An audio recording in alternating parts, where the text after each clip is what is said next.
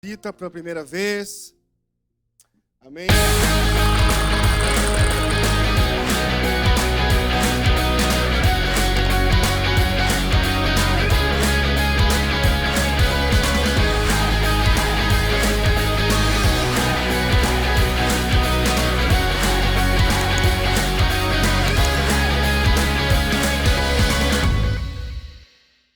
Dá um glória.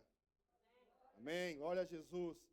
Eu queria deixar aqui um pequeno tempo para um testemunho. Se alguma irmã que foi ali ontem na conferência, quer aqui partilhar um testemunho, aquilo que Deus falou e fez ali. Amém? Alguma irmã que queira? Não é obrigado, mas se quiser, é bênção em dobro. Amém? Sei que foi um tempo fantástico, também fomos ali. É assim, irmãos, quando nós casamos, descobrimos que temos várias funções. E uma delas é ser Uber também, é verdade? Faz parte, e é uma bênção. Assim, por enquanto. Mas é uma bênção também ver ali como Deus fala com as irmãs. Foi um tempo fantástico, né? Creio que quem foi abençoado, né? Como Deus falou ali e ministrou em cada coração. Amém? Irmãos, abre comigo a tua Bíblia, no Evangelho de Mateus, capítulo 9, versículo 17. A palavra de Deus colocou hoje ao meu coração. Vamos falar sobre resgatando os princípios da família cristã. Amém?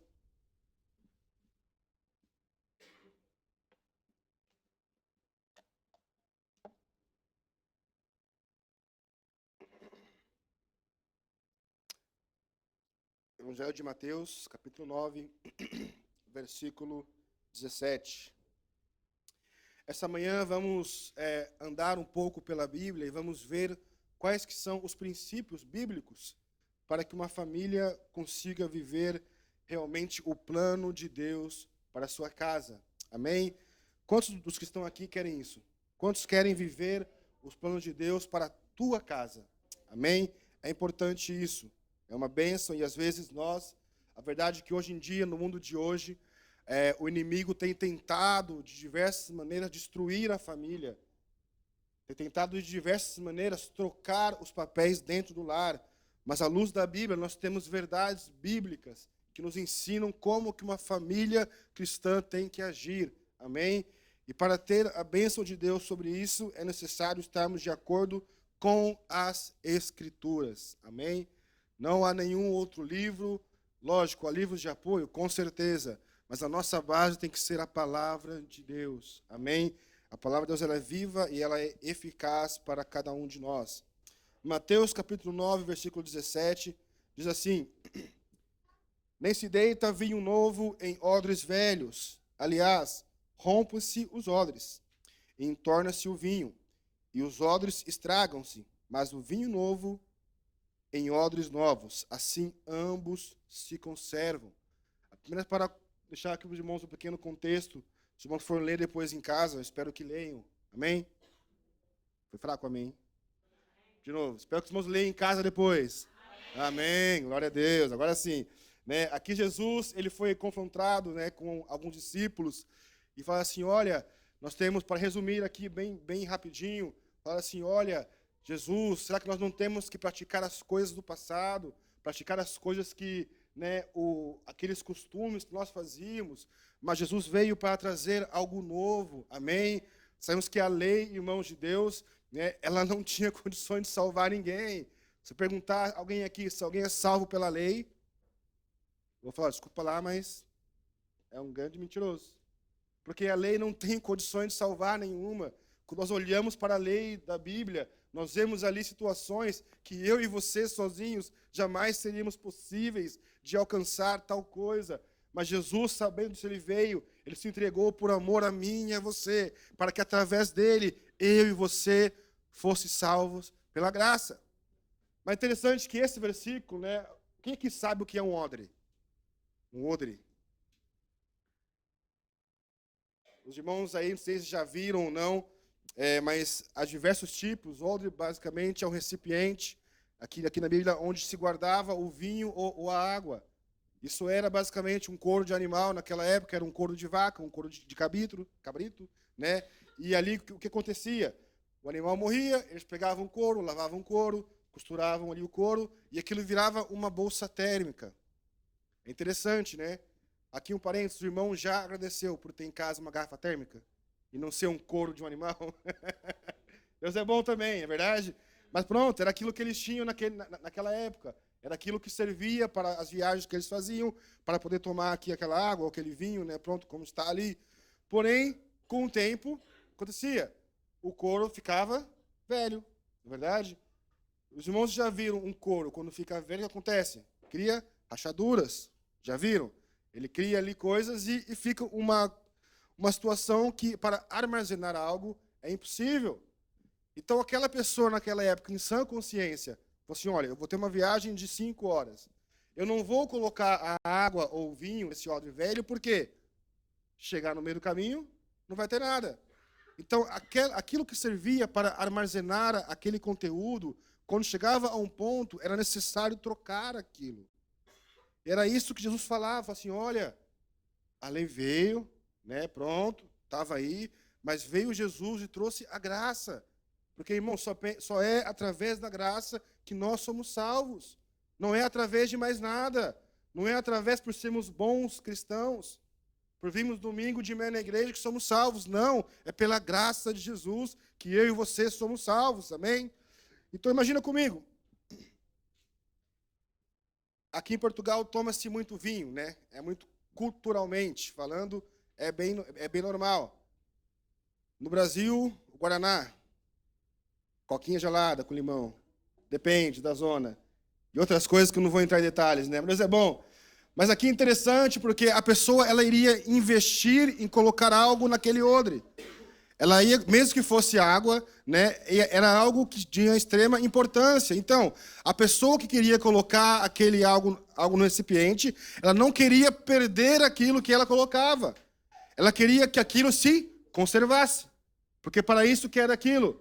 Era para conservar um conteúdo que ia dentro dele. Mas agora, olhando um pouco para nós, para as nossas famílias. Às vezes chegamos em nossos lares, situações que carregamos coisas tão antigas do nosso passado. Às vezes algo que é da nossa infância, traumas, dificuldades, e queremos ter o novo de Deus em nossa família. Mas, irmãos, como é que Deus pode derramar algo novo na minha e na sua vida se ainda estamos com coisas velhas dentro de nós? Como é que a nossa família vai experimentar qual é a boa, perfeita vontade de Deus se ainda não temos condições de reter aquilo que Deus tem para nós? O que Deus quer derramar algo novo na sua vida? Sim, Ele quer. Deus quer derramar algo novo na sua família? Sim, Ele quer. Mas é preciso um processo. Às vezes há irmãos que estão na igreja já há anos, vêm na igreja há anos,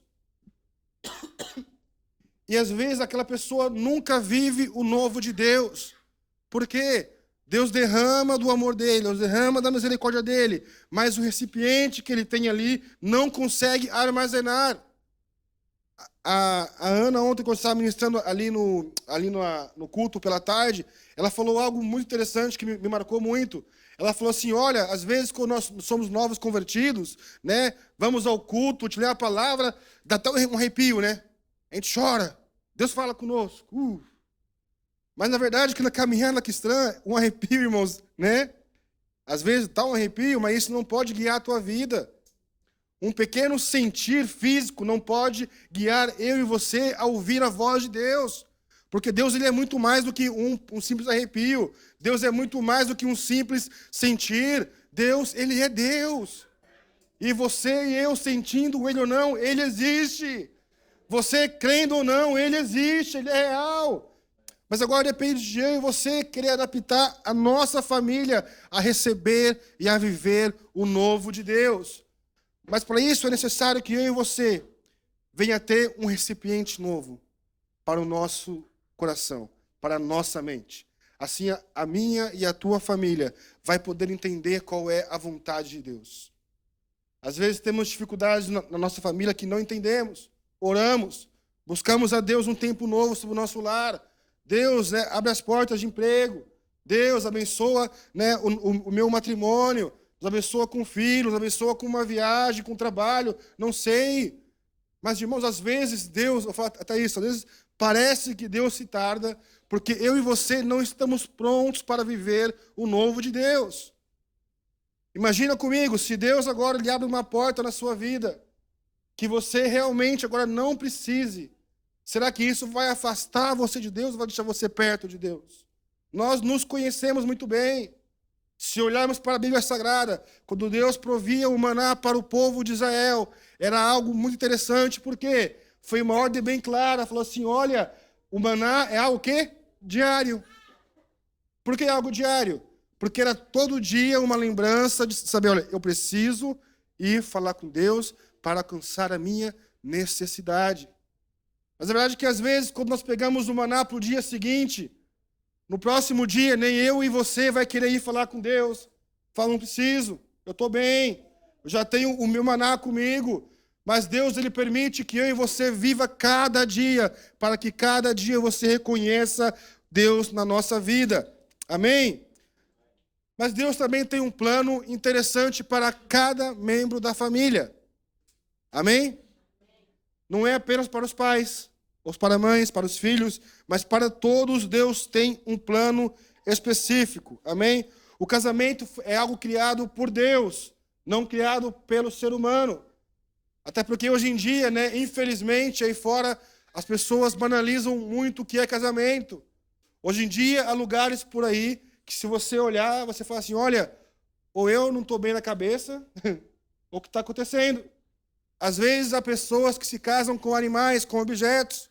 Há pessoas que vivem como se fossem cachorros e gatos e se casam entre eles. E tem até documento, irmão. Complicado. Mas a família não é essa a verdade. Deus criou a família para algo muito bonito. Amém? Deus criou a família, em primeiro lugar, para refletir o amor entre Cristo e a igreja. E esse peso, irmãos, quando nós lemos para a palavra de Deus sobre o casamento, faz uma pessoa pensar muito. Às vezes oramos tanto por um matrimônio, né, os jovens solteiros, né, que estão aí, ou luta, né, quando é solteiro. Meu Deus do céu, é um que casa e fala assim, meu Deus, estou aqui todo tempo e nada, é outro que casa, meu Deus. Mas às vezes nós não entendemos, né, realmente qual que é o princípio do casamento. Quando estava com a Rebeca fazendo, né, o curso de noivados, também lemos ali um livro, e aquele livro mexeu muito comigo. Não com a minha escolha de não casar, não é isso. Amo minha esposa. Mas me fez refletir muito. Porque ali o escritor, ele pega, né, o original do texto da Bíblia, e ele fala assim, olha, né, assim como a esposa e o esposo são um, assim é a vontade de Deus, né? Jesus compara isso com ele, com o próprio Jesus e o próprio Deus. A palavra que está na Bíblia fala só que é para um no casamento. É a mesma palavra que está para um sobre Deus Pai e Deus Jesus.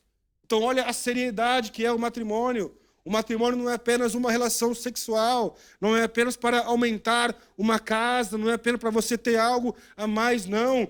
Mas o matrimônio serve para refletir a relação entre Cristo e a igreja.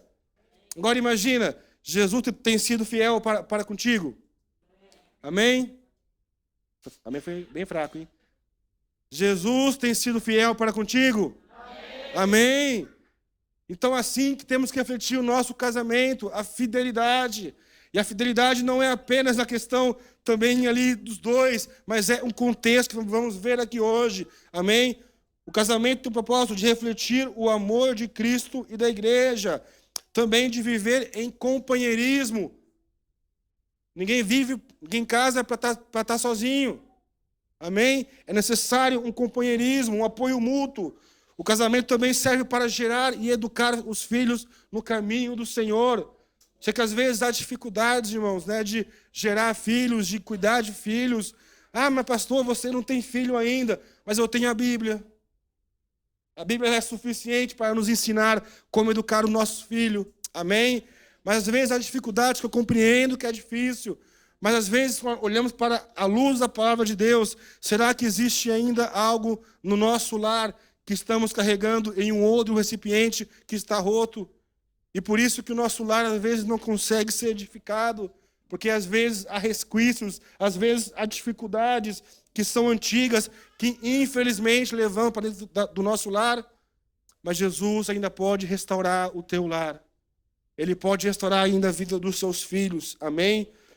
O casamento também serve para viver em santidade. Amém? Viver em santidade não é apenas algo específico para pastores e líderes, não, mas é para toda a igreja.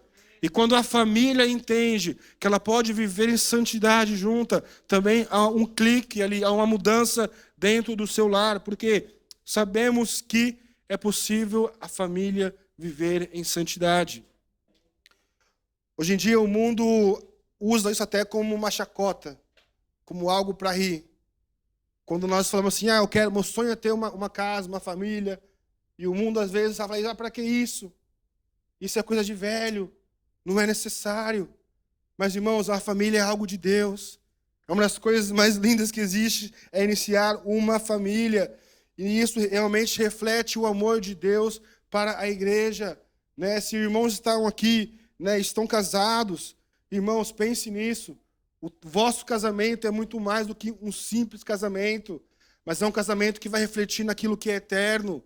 Amém? Deus quer famílias saudáveis dentro da igreja. Ou seja, o casamento serve para glorificar o nome de Deus. Hoje em dia, há matrimônios por aí fora do ambiente cristão que eles não glorificam a nada. Eles ficam pulando aí de casamento como se estivesse pulando corda. Tá. É complicado, irmãos. Eu sei que há dificuldades no casamento, sim. Há problemas no casamento, eu sei que há. Mas não podemos sair por aí buscando algo perfeito. São duas pessoas imperfeitas que se casam. Duas pessoas imperfeitas. Que, olha, é necessário o quê? Ter diálogo. É necessário ter uma conversa. É necessário crescer juntos espiritualmente. Amém? Mas Deus também tem um propósito específico para cada um dentro da família. Amém? Os homens estão aqui essa manhã? Oh, glória. Agora sim. O propósito de Deus na vida de um homem dentro do matrimônio também é algo muito interessante. Abre comigo lá no livro de Efésios, capítulo 5, versículo 25.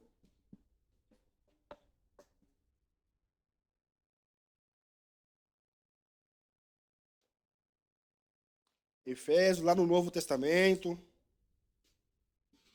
capítulo 5, versículo 5. Vamos ver se o amém vai ser tão forte depois de ler o versículo. Amém? Efésios, capítulo 5, versículo 25, diz assim: maridos, fala o que aqui? Filho? Esposa? Não. Maridos, amai a vossas mulheres, a vossa mulher, como também Cristo amou a igreja. E não teve nenhum amém. Amém. Olha a Deus. Amai a vossa esposa, assim como Cristo amou a igreja. Homens, coloquem atenção sobre isso, esse versículo. Sobre o casamento é algo sacrificial, mas não um sacrifício qualquer. Simboliza também o sacrifício de Cristo. Será que nós temos amado, que cada um tem amado a tua esposa, assim como Cristo amou a igreja? Será que nós temos investido em nosso matrimônio? Os irmãos têm investido nas vossas esposas e amado, assim como Cristo amou a igreja? Porque o amor de Cristo não é qualquer amor. Ele se entregou na cruz, morte de cruz por amor. Com certeza, hoje você não vai se entregar na cruz pela sua esposa. Até porque é crime, né? Não tem como. Mas entenda, né, o peso dessa palavra. Né? Maridos, amem as vossas esposas, assim como Cristo amou a igreja. O homem tem um papel dentro do lar, de ser a cabeça do lar, de ser o chefe do lar, de ser ali o sacerdote do lar. Mas às vezes há homens que fogem disso. Não querem ter a responsabilidade espiritual sobre o teu lar. Não querem estar ali como responsáveis. Por quê? Porque às vezes há traumas do passado ainda. Há coisas do passado que ficaram ainda. E ele sente que não vai conseguir, que não vai poder. Mas eu falo assim, olha, homens, é possível através de Jesus.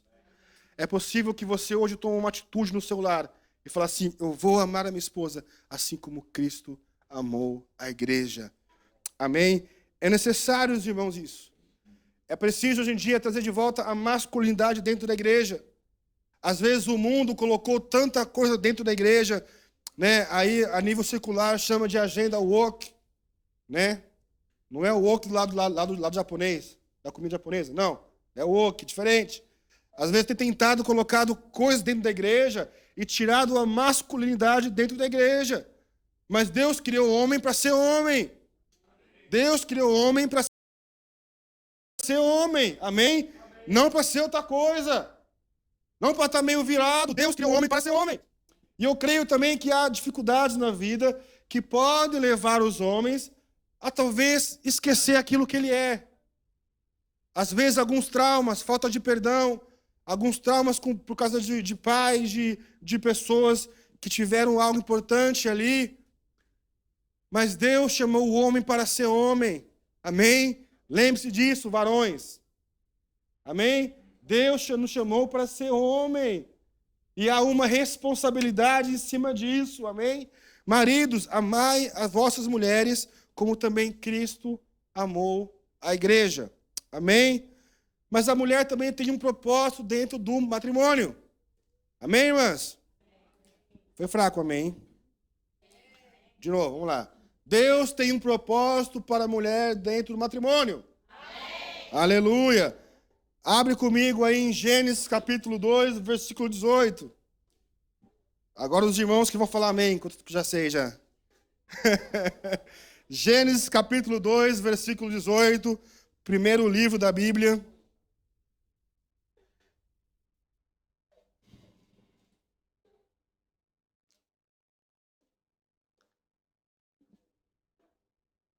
Amém? Diz assim: falhei uma ajudadora idônea para ele.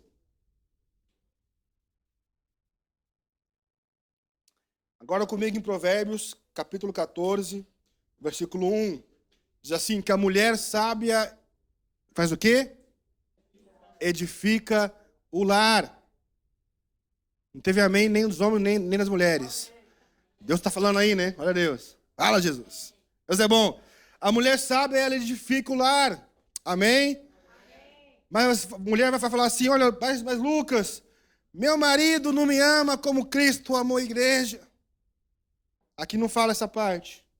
Fala, a mulher sábia edifica o teu lar. É o papel também da mulher. Agora, homens, eu entendo que automaticamente, quando o homem ama a esposa, assim como Cristo amou a igreja, automaticamente a mulher vai saber edificar o lar. Por quê? Ela vai ver um homem que zela pelo cuidado da casa. Ela vai ver um homem que a ama como Cristo amou a igreja. Então vê como isso é algo, trabalho em conjunto, não é algo isolado. A gente não pode pegar esse versículo e olhar para a mulher, tá vendo aqui, ó, varoa? É isso. Ou a mulher vice-versa, não. Mas nós vemos aqui antes que o casamento é algo para crescer espiritualmente juntos. Amém? É necessário crescer juntos. Que Deus nos ajude. Amém? A ser homens e mulheres cheias da presença de Deus. Amém? E às vezes na igreja, no âmbito cristão, há algo muito perigoso hoje em dia, que já vem de anos atrás. Às vezes, tanto o homem quanto a mulher, eles querem se esconder em atividades dentro da igreja, para parecer que são bonzinhos, para parecer que está tudo bem. Mas na verdade não é assim, irmãos. É necessário nós sermos sinceros diante de Deus. Ser sincero diante do seu cônjuge. E realmente falar assim, Lucas, talvez eu não tenha feito isso. Mas olha, comigo, respira hoje aí. Está vivo? Amém? Então ainda tem esperança de mudar. Amém? Depois que bater a bota, acabou, não tem mais como.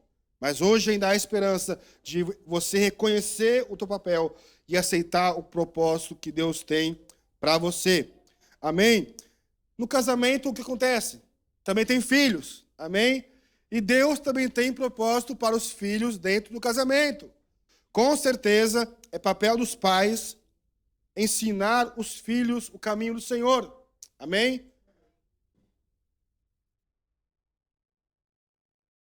Agora, olha comigo. Se um casal entende o papel de cada um, o homem do homem, da mulher, automaticamente ele vai conseguir fazer aquilo que os filhos têm que ser. Efésios capítulo 6, versículo 2 e 3. Aos filhos que estão aqui, filhos e filhas.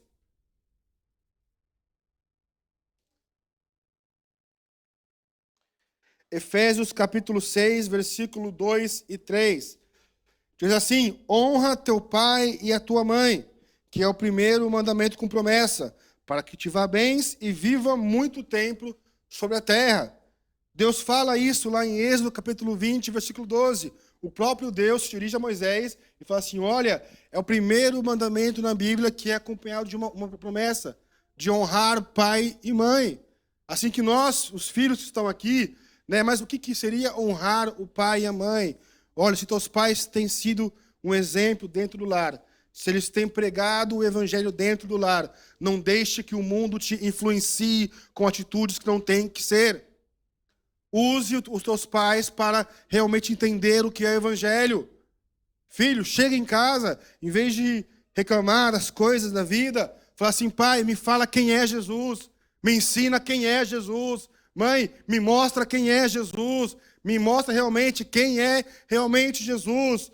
Assim você irá honrar os teus pais segundo a palavra de Deus. Amém? Só que é necessário, irmãos, fazer isso quando cada um entende o teu propósito. Quando cada um entende aquilo que Deus chamou para fazer. É motivo de pensarmos e vermos o que Deus tem feito conosco. Amém?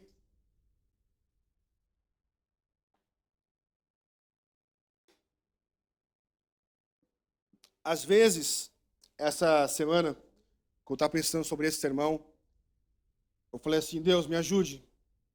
Porque se eu não for um bom esposo para minha esposa, eu não sirvo para mais nada. E às vezes nós esquecemos disso. Às vezes os homens esquecem desse detalhe. Pensamos que vamos ser um bom esposo, mas às vezes esquecemos disso. Queremos ser bons pastores, bons diáconos, bons presbíteros, bons líderes, e esquecemos de ser bons maridos, bons pais. Mas Deus tem uma responsabilidade sobre a minha e a tua vida.